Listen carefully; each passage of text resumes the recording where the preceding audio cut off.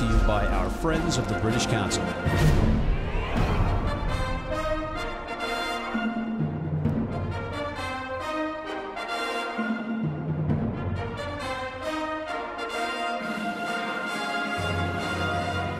Hey everybody, Matt McCarthy for Rugby Wrap-Up here at the Fantasy Sports Network, Studio 34 on West 35th Street. And we are back with our esteemed panel of Mr. Wayne Morris of the Premiership Community Board, and he is the CRSS Direction.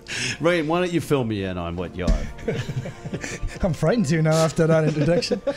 So I look after all of the community and CSR work for Premiership Rugby across England and now globally as well. And I don't want to laugh through it because it is a substantial job, folks, and he's changing lives on a daily basis. And we've got Mr. Stephen Lewis, the Scotsman, the Elite Sevens coach, the former director of Pro Rugby USA that he hates me talking about.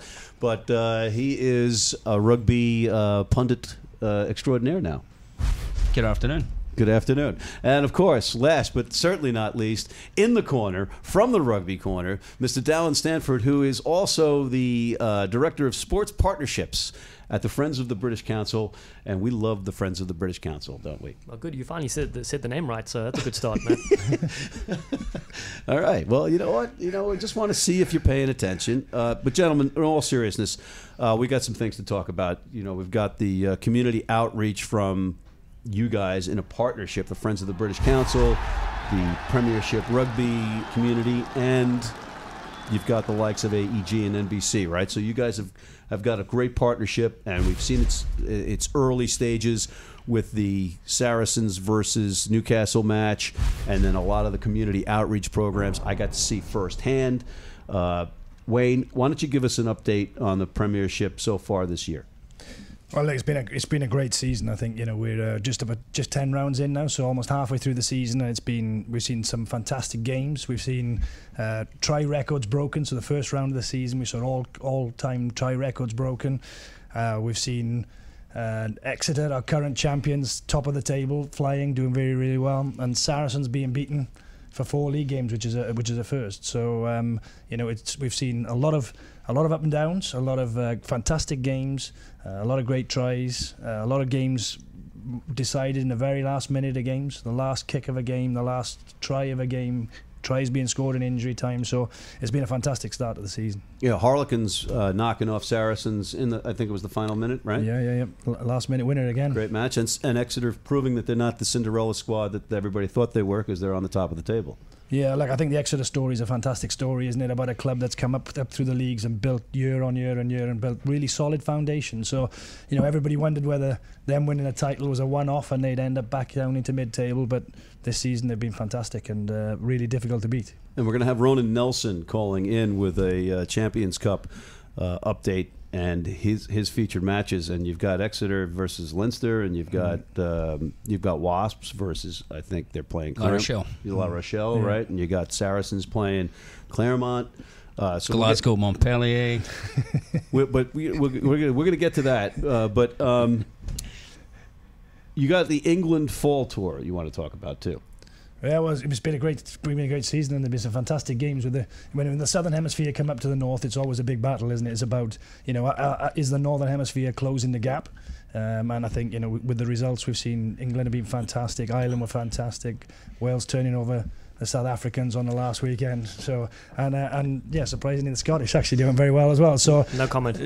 Well, so I think we've seen a fantastic sort of series for the Northern Hemisphere. Obviously the All Blacks look fantastic as well, but there's a lot of big wins there for the Northern Hemisphere, I think. All right. So before we come over here to you, my friend, I want to ask you to, we took some heat.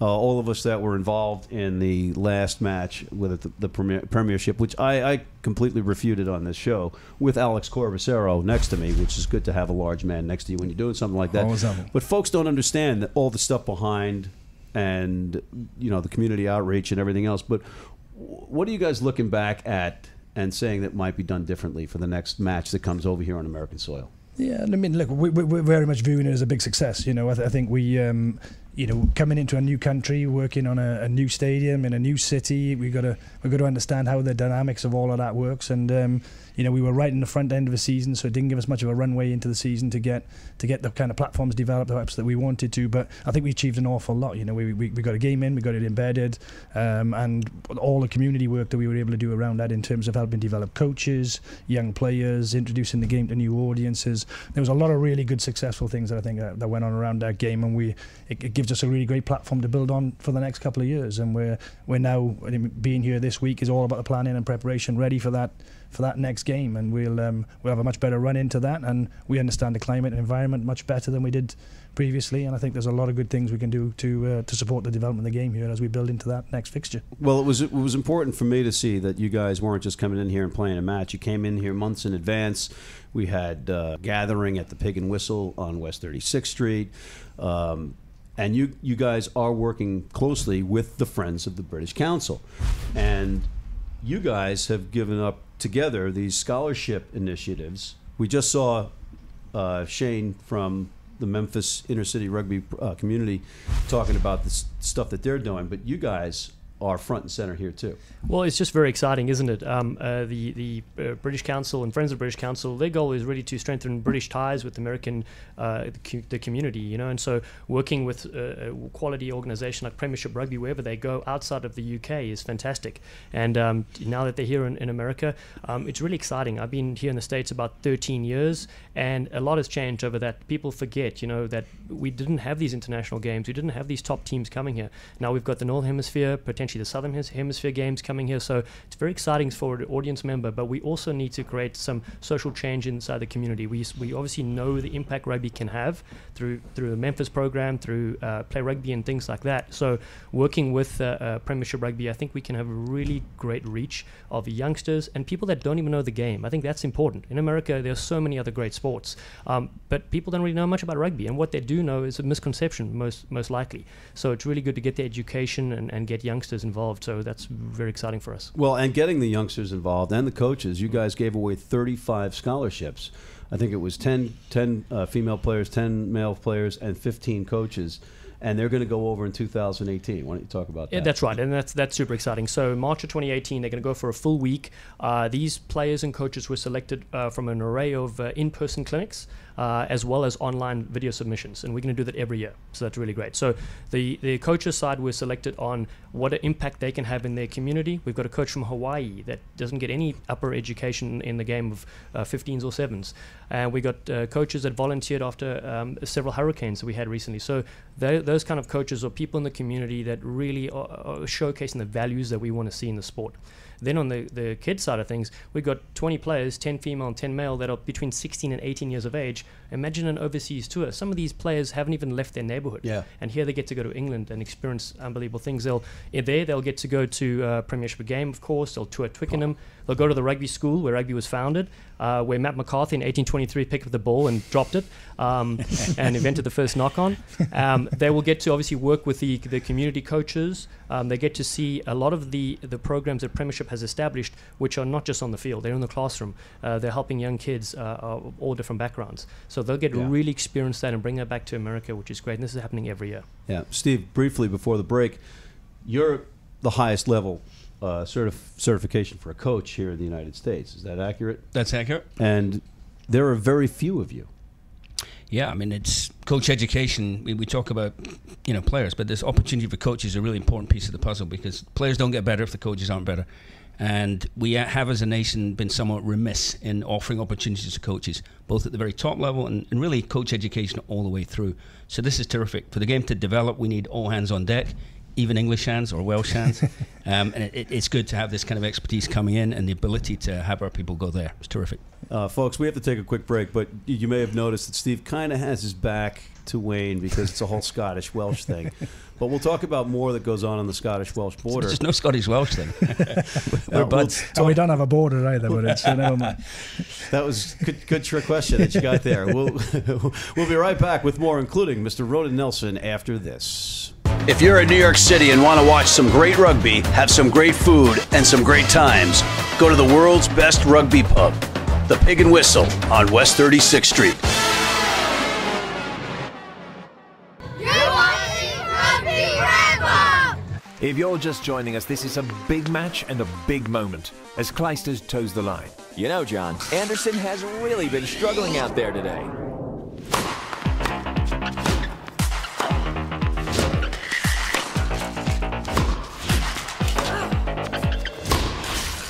Huge mistake as Clijsters clinches another title. Don't let your nutrition get in the way. USANA, the official multivitamin of the WTA. Hello, everybody. Welcome back to Rugby Wrap-Up. We are back with this esteemed panel, and we are joined by Mr. Ronan Nelson, calling in from California, sunny Southern California. Ronan, you are here for our Champions Cup preview, as per Steve Lewis, and you're going to tell us a little bit about the three big matches that are on this weekend, and you're going to be doing it in front of a Welshman, a Scotsman, a South African, and an American. No pressure. What do you got for us? Nope, no pressure whatsoever, yeah. The Champions Cup this weekend starts a 2-week stint of home and away matches. It's the best time in the Champions Cup. Each team plays each other at home, and then they go to the other team's home the next week and makes for the best rivalry matches. And there are 3 matches this week in particular, all of them on Sunday, that will define the Champions Cup's next 2 weeks. The first is La Rochelle versus Wasps in La Rochelle on the French coast. La Rochelle is first in the top 14. They haven't lost a match in Champions Cup yet. They've only lost 3 matches in all competitions since September, and they are going to be a team that, if they win this match, will be dominant throughout the rest of the Champions Cup and a favorite to, in my opinion, win the entire thing. Wasps, on the other hand, are 5th in the Aviva Premiership. They've won their last 2 matches in the Aviva Premiership, but have played inconsistently. If they're able to get a win, a huge win at La Rochelle, something that hasn't been done in domestic French competition or European competition this weekend, then they will be on tap to be able to win the pool in odds of what's going on with La Rochelle right now. Let me ask you a question, though. Is La Rochelle on the northern or southern coast of France? I believe they're on the southern coast. Well, there is no northern coast, so yeah, you're actually they're on the correct. west coast. I was there pre-season, watched the game La Rochelle Agen at the Stade Marcel de Flandre, and it is an interesting thing because they're a provincial team, much like Exeter actually, and they've done very well domestically in French rugby. This is their first real chance at the big time in Europe, so I think it's a big game too. I think it's a real big one. I think, as you said, the Wasps have been really unpredictable, but they are one of the most dangerous teams in Europe by far. And when that backline gets going, they're a handful. So if La Rochelle, we're going to need to bottle that up if they're going to win. Dallin, it's not Cheetahs versus Southern Kings, so it might be a little bit above your pay grade. No, it is. But I did get to see La Rochelle play in England when we were there last, and they're pretty exciting. The way they moved the ball around reminded us of the Sevens, 7 style, like when you were back in the 80s. Avec some French flair, oui?